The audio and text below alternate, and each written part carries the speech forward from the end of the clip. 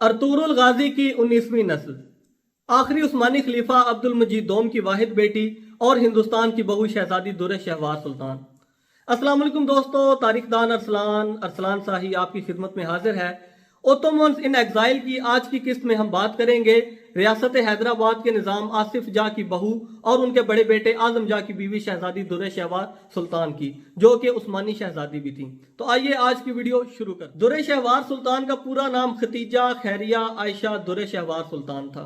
आपके वालिद खलीफा अब्दुल मजीद दोम और आपकी वालदा का नाम महस्ती खानम था। आप 26 जनवरी 1914 को कॉन्स्टेंटिनोपल यानी कि कुस्तुनतुनिया, जिसे आज इस्तांबुल कहा जाता है, वहां पर पैदा हुई।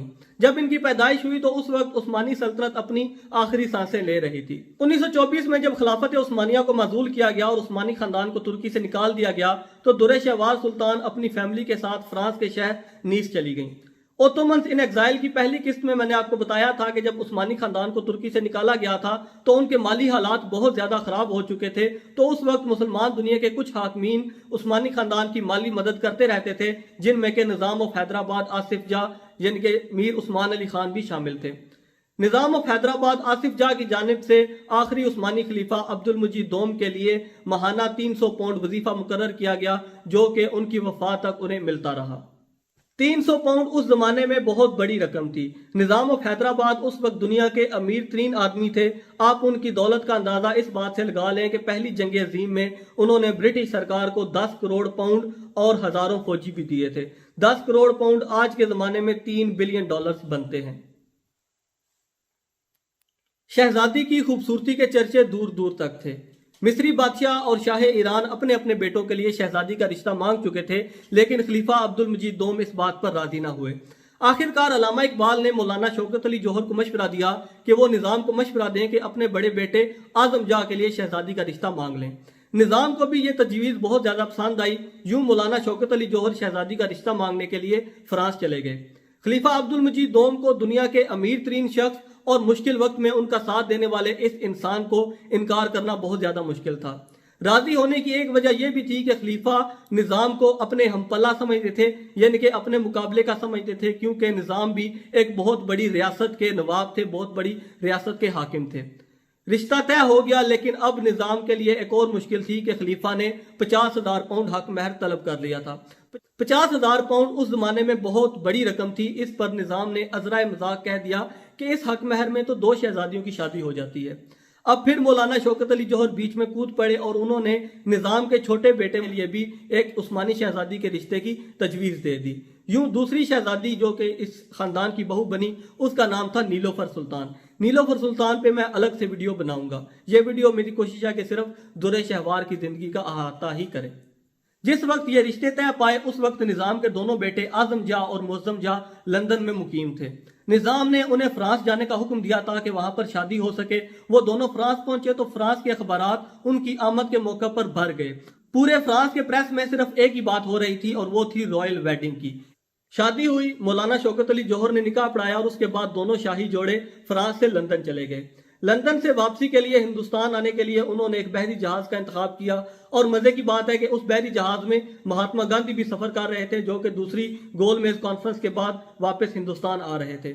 इस मौके पर महात्मा गांधी की मुलाकात दोनों शहजादियों से हुई, लेकिन इस मुलाकात के पीछे की कहानी बहुत ही ज्यादा इंटरेस्टिंग है। यह तो आपको मालूम है कि महात्मा गांधी बहुत ही दरवेश, सिफ्त और सादा इंसान थे।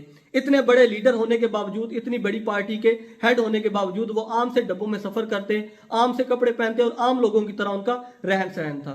इस जहाज में भी महात्मा गांधी 3rd क्लास में सफर कर रहे थे, जबकि शहजादे अयाश थे, लैविश जिंदगी गुजारने के आदी थे, तो वो 1st क्लास में सफर कर रहे थे।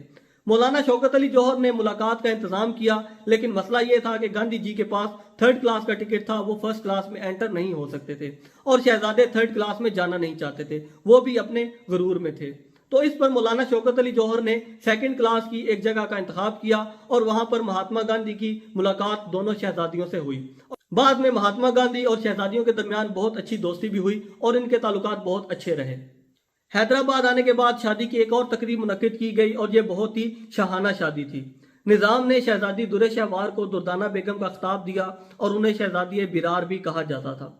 हैदराबाद में उन्होंने बहुत से काम किए। खवातीन के लिए बागे जहां आरा में एक कॉलेज की बुनियाद रखी عثمانیہ ہسپتال کا سنگ بنیاد بھی رکھا۔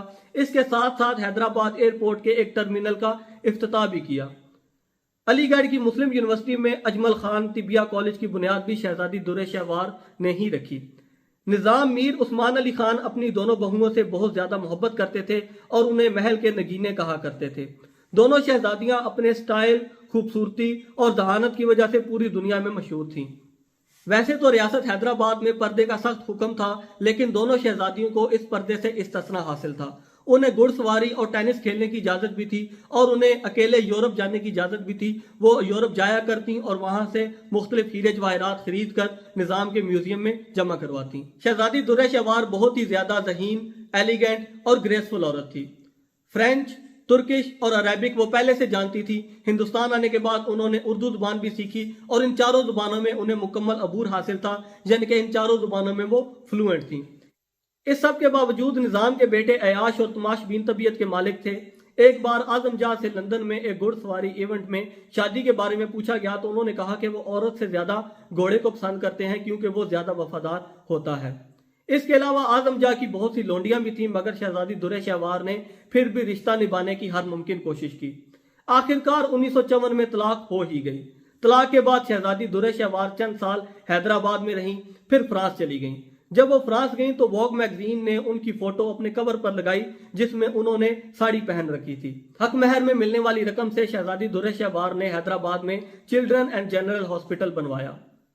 درِ شہوار اور اعظم جاہ کے 2 بیٹے تھے، جن میں بڑے بیٹے مکرم جاہ بعد میں حیدرآباد ریاست کے ہیڈ بھی بنے اور اس کے ساتھ ساتھ وہ Indian prime minister Jawahar Lal Nehru کے مشیر بھی رہے۔